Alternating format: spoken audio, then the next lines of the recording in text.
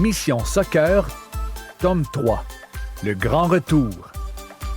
Un livre de Dominique Delepinot, lu par Pierre-Luc Fontaine.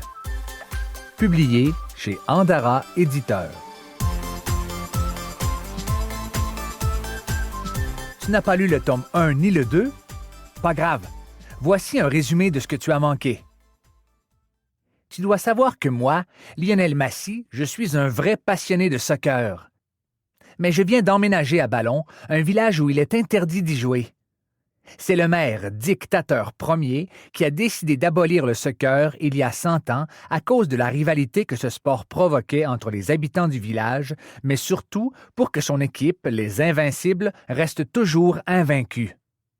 En effet, il a adopté le règlement en plein tournoi, alors qu'elle risquait de perdre pour la première fois. Tu t'imagines? Tous ces efforts pour s'assurer de ne jamais perdre le titre de meilleure équipe du village. Depuis, le règlement a été conservé et tout le monde a appris à vivre sans soccer. Le maire actuel, dictateur quatrième, un descendant du premier, est aussi fou que ses ancêtres, les anciens maires de Ballon. Il contrôle tout et refuse de ramener le soccer au village. Tu penses bien qu'il n'est pas question pour moi de changer de sport préféré. Dès notre arrivée, j'ai cherché une façon d'y jouer quand même. Mes parents m'ont souvent dit que ce qu'on ne sait pas ne fait pas de mal. C'est vrai que le maire n'a pas à être au courant de tout. J'ai donc créé un genre de ligue secrète. Pour ce faire, je suis allé au parc afin de recruter des enfants que je pourrais convaincre de faire partie de mon équipe. J'en ai rapidement trouvé à qui j'allais devoir tout enseigner, évidemment. À Ballon, les enfants n'ont aucune idée de ce qu'est le soccer. Ils ignorent même que Ballon, ce n'est pas seulement le nom de leur village. J'ai également appris que je n'étais pas le seul à vouloir jouer au soccer. Des habitants de Ballon, aussi passionnés que moi par ce sport, ont passé des années à creuser un long tunnel menant à un gymnase dans le village voisin où on peut jouer au soccer autant qu'on veut. Lucie Alix, la bibliothécaire de Ballon, était d'ailleurs, elle aussi, en train de former une équipe. Il y a de ça plusieurs années, son grand-père, Archibald, était déterminé à ramener le soccer au village. Il avait tout prévu, ou presque.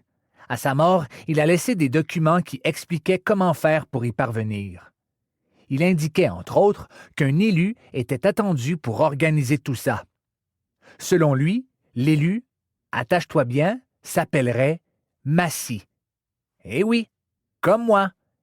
Le vieil homme aurait donné cette information avant de rendre son dernier souffle.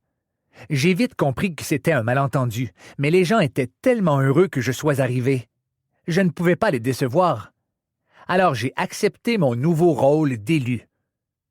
Tous comptaient donc sur moi pour ramener le soccer au village, mais moi, je ne savais pas comment faire. Heureusement, j'ai trouvé quelques indications dans les documents laissés à l'attention de l'élu. Il était question de tenir un grand tournoi au village. Mais pour y parvenir, il fallait éloigner le maire pendant quelques jours. C'est ma mère qui a trouvé la solution. Elle a entendu parler d'un concours qui visait à récompenser le meilleur maire du monde. Le prix? Un séjour sur une île au milieu de nulle part pour le maire et ses employés. C'était le plan parfait. Nous avons tout fait pour que Dictateur l'emporte, même si, d'après moi, il n'a rien d'un bon maire, encore moins du meilleur maire au monde. Comme prévu, il a gagné le concours. Quand il est parti en voyage, le temps pressait. Nous avons travaillé super fort pour que le tournoi ait lieu. Tout a été comme sur des roulettes. Après une séance d'hypnose effectuée par le facteur du village, mes coéquipiers sont devenus de vrais pros du soccer. Grâce à son intervention, notre équipe, les Phoenix, s'est même rendue en finale. Mais contre toute attente, imagine-toi que le maire est revenu plus tôt que prévu. Il a eu un pressentiment justifié. Il a débarqué à la fin du match décisif, au moment même où Bénédicte, son petit-fils, s'apprêtait à effectuer le dernier tir au but. C'est lui qui pouvait nous faire remporter non seulement la partie, mais également le tournoi. Heureusement, Ben n'a pas été déconcentré par l'arrivée de son grand-père. Il a tiré et a marqué. Oui, nous avons gagné. Tout le monde était fou de joie, car nous avions réussi. Dictateur, lui, était rouge de colère. Il est intervenu, fâché contre Ben, contre moi et contre tous ceux qui prenaient part au tournoi. Il en a profité pour rappeler que tant qu'il sera maire de ballon, le soccer restera interdit. C'est là que ma mère l'a fait répéter pour être certaine d'avoir bien compris. Oui, dictateur avait bien dit « tant qu'il sera maire ». Elle a chuchoté à l'oreille de mon père. Je pouvais voir une étincelle dans ses yeux. Puis, elle a dit un truc complètement fou. Aussi fou que peut l'être dictateur. Continue de lire. Tu vas vite comprendre pourquoi j'affirme ça. Juste avant que tout commence. L'arbitre siffle pour annoncer que c'est l'heure. Pendant que les Braves, l'équipe adverse, terminent leur caucus, nous nous regroupons pour scander notre cri de ralliement. Phoenix go! Phoenix go! Phoenix go, go, go! Gonflé à bloc, on se tape dans les mains et on va se placer sur le terrain. Je suis avant-centre, ma position préférée. J'adore lutter pour m'emparer du ballon dès que la partie s'amorce. Ensuite, il suffit de mettre en œuvre une des stratégies que nous avons élaborées et le tour est joué. On s'est tellement entraîné à faire des jeux de passes. Comme dans une chorégraphie, les mouvements sont calculés. Chaque joueur sait exactement où il doit se positionner et ce qu'il doit faire quand il reçoit le ballon. Évidemment, rien n'est jamais parfait et nous devons nous adapter. Je dois dire que mes coéquipiers ont appris très vite, car ils partaient de zéro quand même. C'est sûr que l'hypnose que le facteur, qui est aussi le parrain de Bénédicte, a pratiqué sur eux a grandement aidé. En tout cas, aujourd'hui, notre équipe est de bon calibre et a tout ce qu'il faut pour gagner. Tout le monde est en place. Evan est à ma droite et Arthur à ma gauche. Bénédicte assure la position de demi et Laurent et Charles sont à la défensive. Quant à Alice, elle garde le but de main de maître. Elle est un peu comme notre arme secrète. Lorsque les joueurs adverses constatent que le gardien des Phoenix est une fille, ils croient à tort qu'elle se laissera facilement déjouer. Alice adore être la seule fille de l'équipe. Elle fait exprès de jouer la comédie et de donner l'impression qu'elle n'est pas de taille. Mais elle a du chien, cette fille. Nos adversaires réalisent toujours très rapidement qu'il ne faut pas se fier aux apparences. À ma position, je me concentre, les mains sur les genoux. Pendant une fraction de seconde, je ferme les yeux pour visualiser la partie sur le point de commencer. L'arbitre donne un coup de sifflet. C'est le moment de vérité. J'ouvre les yeux. Quoi? Où sont les joueurs des Braves qui étaient là il y a à peine une seconde? Je demande à l'arbitre. C'est une blague ou quoi? Que fait le club de l'âge d'or sur le terrain? Vous nous faites un genre d'initiation, c'est ça? L'homme secoue la tête. Devant nous, des joueurs âgés ont remplacé nos adversaires. Ils sont très vieux. Ce sont des dinosaures même. Certains ont des cannes, d'autres des marchettes. Ils ont pour la plupart le dos courbé et peinent à tenir debout. Sur leur uniforme, on peut lire « Les Invincibles ». Je dis uniforme, mais ça n'y ressemble pas. Ils sont en pyjama.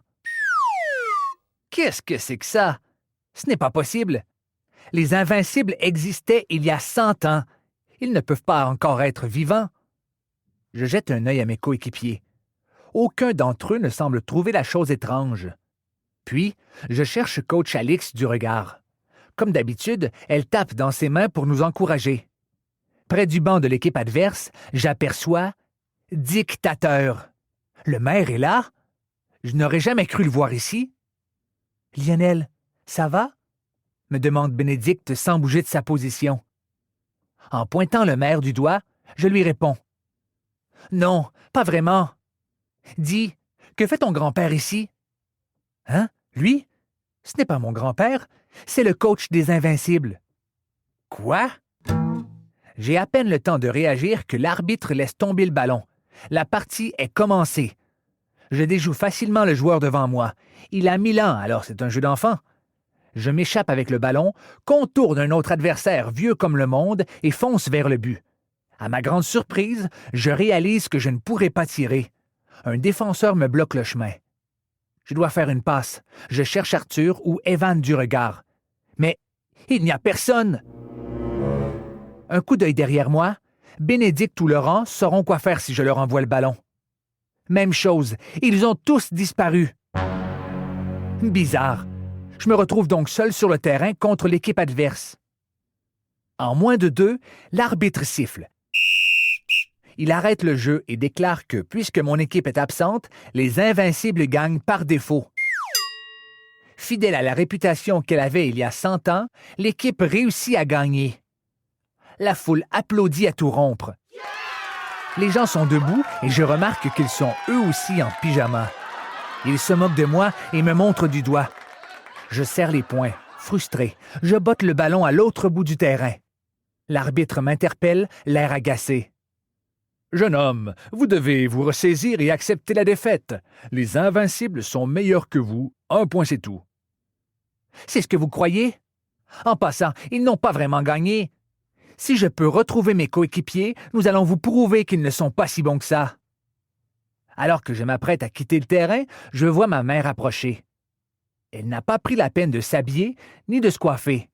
Elle a les cheveux ébouriffés et porte une robe de chambre par-dessus sa chemise de nuit. Elle aussi? Encore plus bizarre. « Bonjour, madame la mairesse, » fait l'arbitre. Satisfaite du résultat de la partie? Madame la mairesse? Est-ce que j'ai bien entendu? Bien évidemment, mon équipe ne sera jamais vaincue. Nous espérons que vous avez apprécié cet aperçu. Pour continuer à écouter ce livre audio sur Google Play Livres, utilisez le lien dans la description de la vidéo.